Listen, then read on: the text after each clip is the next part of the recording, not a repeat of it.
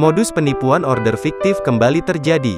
Kali ini salah satu driver ojol yang menjadi korban dari orderan orang iseng. Seorang anak dari driver membagikan kisah ayahnya yang baru saja kena tipu orderan fiktif.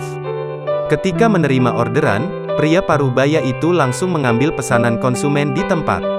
Tak disangka, ternyata oknum yang memesan orderan tersebut hanya iseng saja. Dalam video tersebut, ayahnya tampak duduk jongkok sambil memegangi nota pembayaran yang sudah dipesan olehnya. Dalam video unggahan ini juga terlihat satu kresek yang berisi beberapa box makanan dari restoran ayam. Beberapa box makanan tersebut merupakan orderan dari pelanggan yang iseng.